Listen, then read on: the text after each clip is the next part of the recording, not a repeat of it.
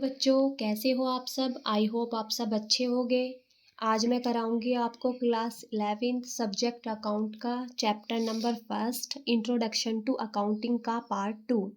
कल मैंने आपको पार्ट 1 में क्या कराया था, प्रोसेस ऑफ अकाउंटिंग। ठीक है, ये चैप्टर जो है चैप्टर नंबर 1 हमारा 3-4 पार्ट में कंप्लीट होगा। ठीक है, तो ये एग्जाम में क्या होता है, एग्जाम में इसमें 3 मार्क्स का आता है। ये चैप्टर है थ्योरेटिकल। ठीक है, तो मैंने जो कल आपको प्रोसेस कराई थी IMRCSAC, ठीक है, आई की फुल फॉर्म क्या थी, आइडेंटिफिकेशंस ऑफ फाइनेंशियल ट्रांजैक्शंस। फिर M की क्या थी, measurement in term of money. फिर थर्ड R की क्या थी, रिकॉर्डिंग। C की क्या थी, क्लासीफाइंग। S की क्या थी, समराइजिंग। A की क्या थी, एनालिसिस एंड इंटरप्रिटेशन। और C की थी, कम्युनिकेटिंग टू यूजर्स। उसी का यूज करते हुए आज मैं आपको डेफिनेशन बनाना सिखाऊंगी। आपको अलग से लर्न करने की कोई जरूरत नहीं है, उसी से आपकी डेफिनेशन बन जाएगी। देखो कैसे, अब लिखेंगे डेफिनेशन ऑफ अकाउंटिंग। अगर एग्जाम में आती है तो आप लिख सकते हो। Accounting, accounting is the language of business. ये कल लाइन मैंने आपको लिखवाई थी कि अकाउंटिंग किसकी लैंग्वेज है, बिजनेस की। ठीक है, अकाउंटिंग लैंग्वेज है बिजनेस की। ठीक है, इसके बाद it is the art, it is the art of recording, classifying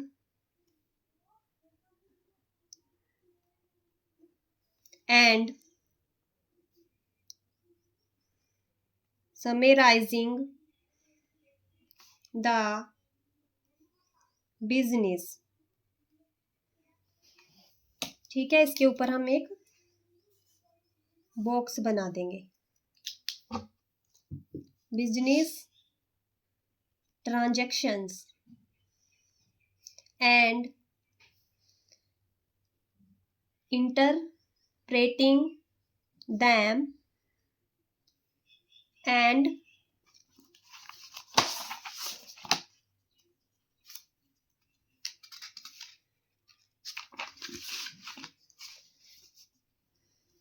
communicating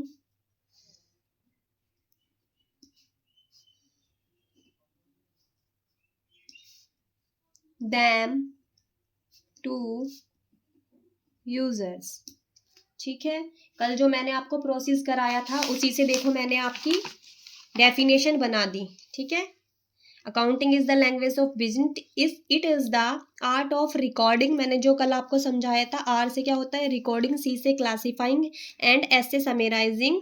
ठीक है, the business transaction and interpretation them and communicating them to user. C में मैंने आपको लास्ट टॉपिक पढ़ाया था, C से कम्युनिकेटिंग। ठीक है, अब मैं पढ़ाऊंगी आपको ऑब्जेक्ट्स ऑफ अकाउंटिंग। ठीक है, ऑब्जेक्ट्स ऑफ अकाउंटिंग क्या होते हैं, ऑब्जेक्ट्स को क्या बोलते हैं, पहले हम लिख लेते हैं। Objectives of accounting. ठीक है, ऑब्जेक्टिव का मतलब होता है उद्देश्य। अकाउंटिंग के उद्देश्य क्या क्या होते हैं। Number 1,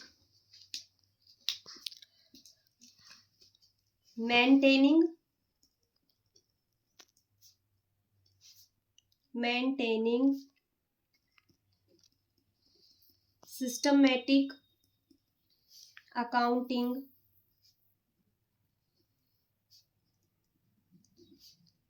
records. ठीक है, इसमें सारी ट्रांजैक्शंस को मैंने कल भी बताया था, अकाउंट में रिकॉर्ड करने के लिए क्या बनाया जाता है, एक बुक बनाई जाती है जिसको हम क्या बोलते हैं, journal. Number 2, point number 2, determining financial position of the business. इससे क्या पता चलता है, अकाउंटिंग करने से हमें ये पता चल जाता है कि हमारे बिजनेस की पोजीशन कैसी है, अच्छी है या बुरी है, कैसा हमारा बिजनेस चल रहा है। Number 3 point,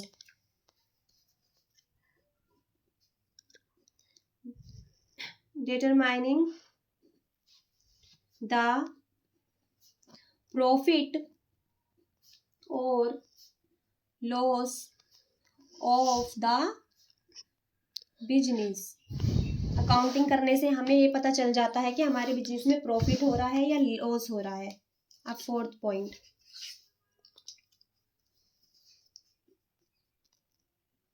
facilities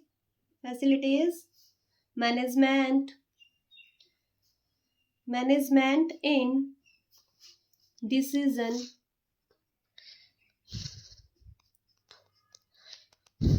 making. इसके ऊपर हम क्या बना लेंगे, बॉक्स बना लेंगे। ठीक है, अकाउंटिंग करने से हमें डिसीजन में भी हेल्प मिलती है।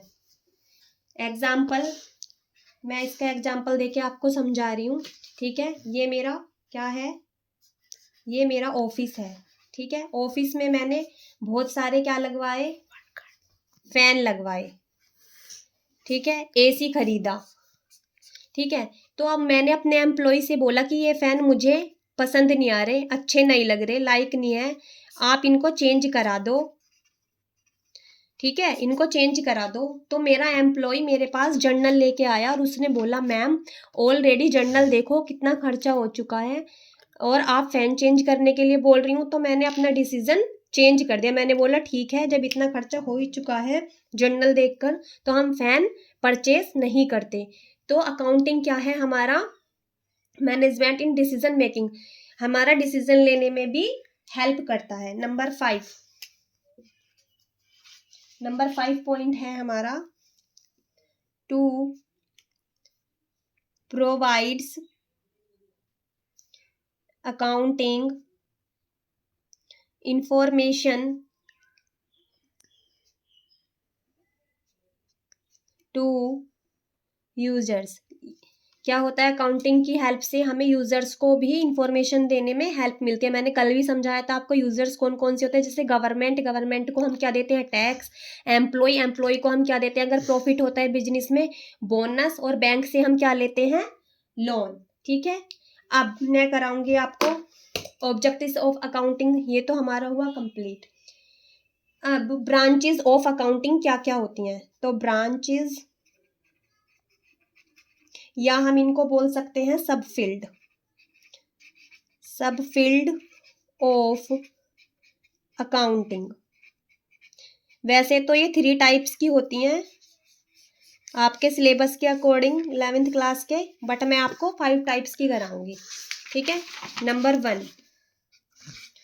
1 होती है financial accounting.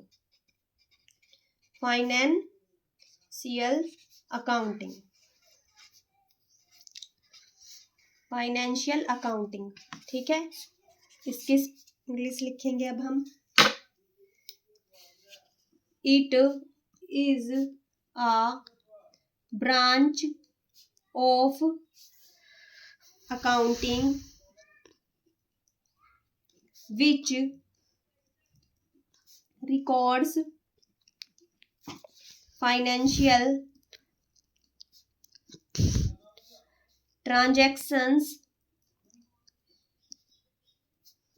and events to determine profit or loss of the business। ठीक है, एज ए एग्जाम्पल मैं आपको समझाऊंगी। एग्जाम्पल मैंने कल भी आपको यही एग्जाम्पल दिया था, इसलिए आपको समझने में आसानी होगी। हमने बर्गर का क्या स्टार्ट करा, बिजनेस हमने स्टार्ट कर दिया। ठीक है, हम बन लेकर आए 5 रुपीज का, ऑनियन लगाई 2 रुपीज की, 1 रुपीज के टमाटो लगाया। ठीक है, केचप लगाया, 1 रुपीज़ का, तो टोटल कितना हो गया हमारा 8 रुपीज़। ये मैं सिर्फ समझाने के पर्पज से कर रही हूँ। तो it is a branch of accounting, यह अकाउंटिंग की वह शाखा होती है जिसमें क्या रिकॉर्ड्स किए जाते हैं, बिजनेस में जो लेन देन होते हैं उनको हम रिकॉर्ड्स करते हैं। किस लिए? जिससे हमें पता चले कि बिजनेस में लास्ट में हमें क्या हुआ है, प्रॉफिट हुआ है या लॉस हुआ है। अब हमने बर्गर का बिजनेस स्टार्ट करा था तो इसमें हमें क्या हुआ, प्रॉफिट। तो ये इसमें यही बात बताई गई है फाइनेंशियल अकाउंटिंग में। Number 2, cost accounting. Cost accounting, इसकी इंग्लिश लिखेंगे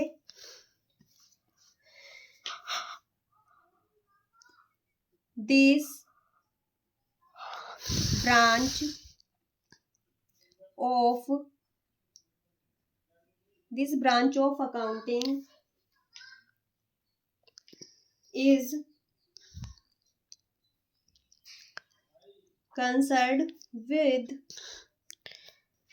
determining the cost of product and its fixing price। इसके कीवर्ड पर हम बॉक्स बना लेंगे, कॉस्ट ऑफ प्रोडक्ट और फिक्सिंग प्राइस।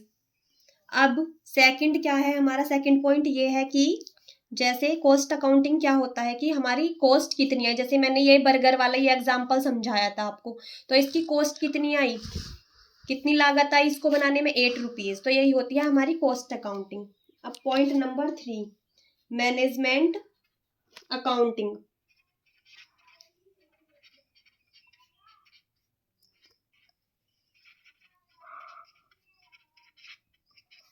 इसकी इंग्लिश लिखेंगे, it is that branch of accounting which is concerned with generating accounting information as it enable the management in decision making. ठीक है, कीवर्ड पे हम इसके बॉक्स बना लेते हैं। एग्जाम्पल समझाती हूँ मैं इसका, थर्ड पॉइंट का एग्जाम्पल ये है कि हमने बिजनेस स्टार्ट करा। ठीक है, बिजनेस हमने स्टार्ट करा किसका, एक तो वाइट ब्रेड का और एक ब्राउन ब्रेड का। अब ये जो थी हमारी वाइट ब्रेड, ये क्या हो जाती थी हमारी, जल्दी खराब हो जाती थी। लेकिन जो हमारी ये तो चलती थी हमारी 2 डेज, जब मैं इनकी सैंडविच बनाती थी, और ये चलती थी 4 डेज। ये जल्दी खराब हो जाती, जल्दी खराब नहीं हो जाती थी। तो फिर मैंने क्या डिसीजन लिया, फिर मैंने सोच समझ के ये डिसीजन लिया कि मैं अभी इनका बिजनेस नहीं करूँगी, वाइट ब्रेड से सैंडविच नहीं बनाऊंगी, ब्राउन ब्रेड से ही सैंडविच बनाऊंगी। तो क्या होता है, अकाउंटिंग हमारा ये जो मैंने पढ़ाया आपको, मैनेजमेंट अकाउंटिंग क्या होता है, डिसीजन मेकिंग में भी, डिसीजन लेने में भी हमारी हेल्प करता है। ठीक है, fourth point, social reporting accounting.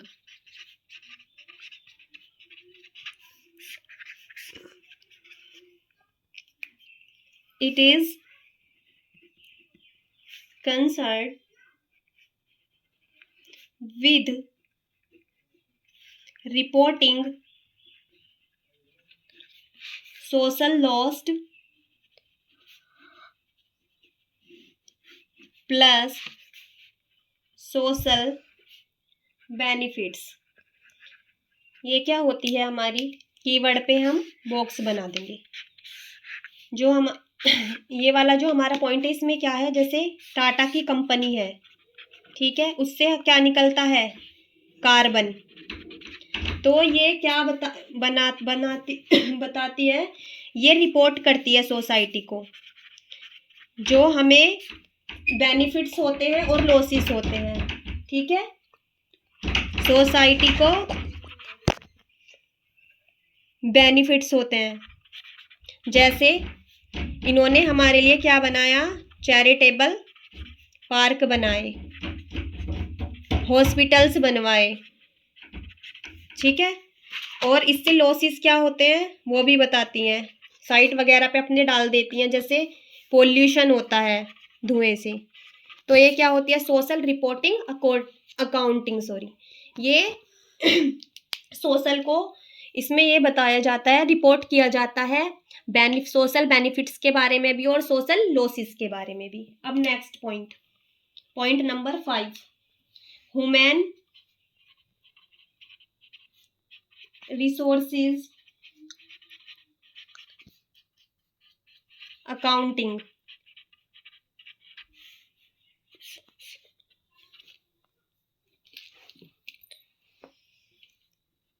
It is concerned with reporting human resources